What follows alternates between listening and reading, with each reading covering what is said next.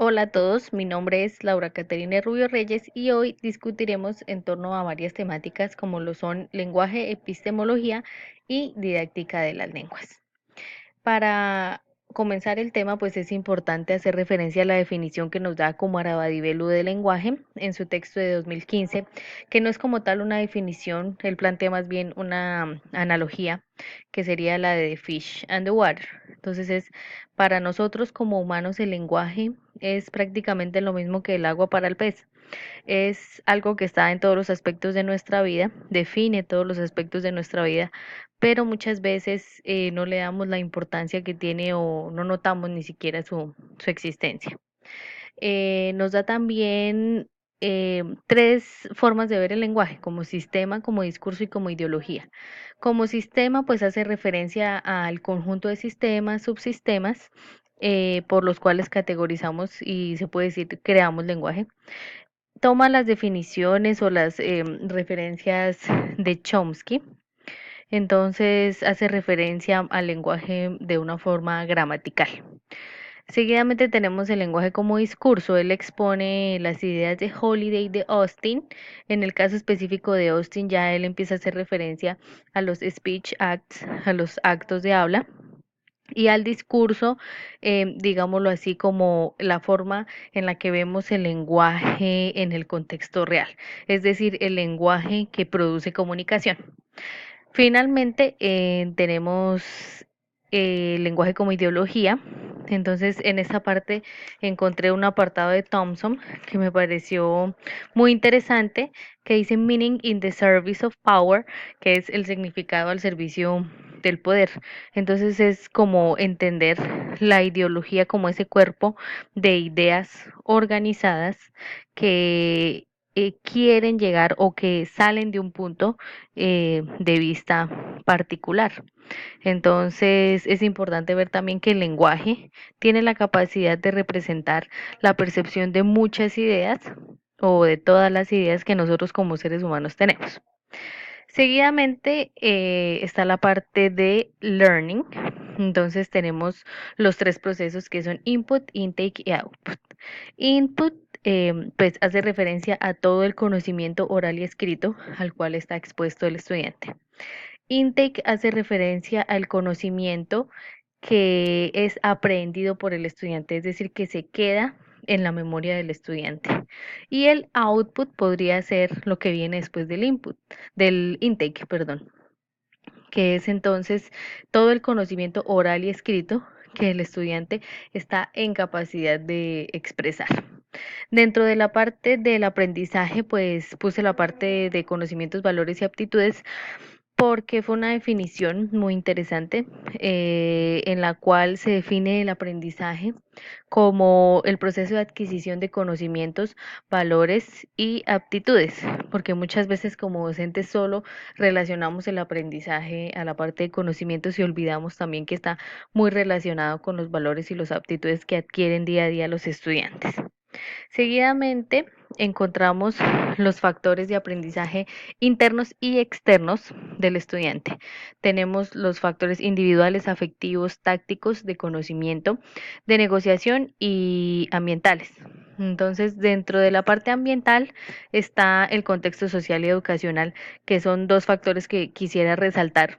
Me parecieron muy interesantes y de mucha validez dentro de nuestra labor, porque el factor social hace referencia a Kurmarabadivelo en este sentido de que es importante un estudio profundo de la parte social que está alrededor de los procesos de aprendizaje porque puede llevar a generar muchos cambios en la forma como concebimos hoy en día el aprendizaje. Y el contexto educacional pues que habla básicamente de la influencia que han dejado y que van a dejar siempre todas las instituciones a las cuales deben asistir los estudiantes. Entonces habla de que esa influencia es inseparable, es decir, es algo que los va a acompañar toda la vida, por lo tanto, debemos preocuparnos de que esa experiencia que ellos viven sea significativa, sea útil para ellos en el futuro. Continuamos con la parte teaching de enseñanza.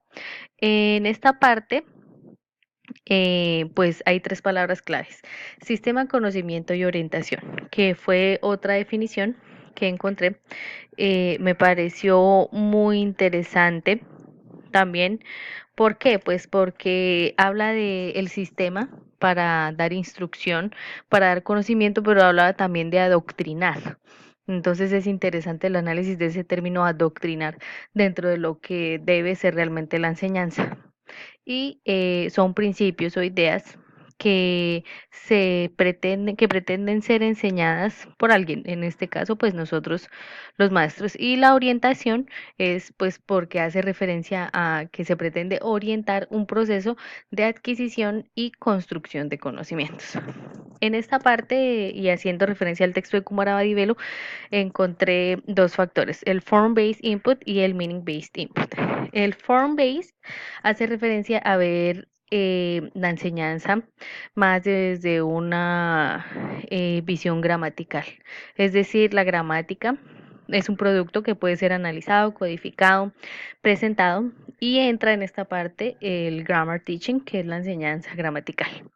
El meaning based input, como su nombre lo dice, pues hace referencia al significado. Hace como un pedido aquí el autor para no sistematizar el lenguaje y hacer pues como una fuerte referencia a la interacción con los hablantes y a crear o tener, desarrollar dentro de nuestras clases un comprehensive input, un input comprensivo.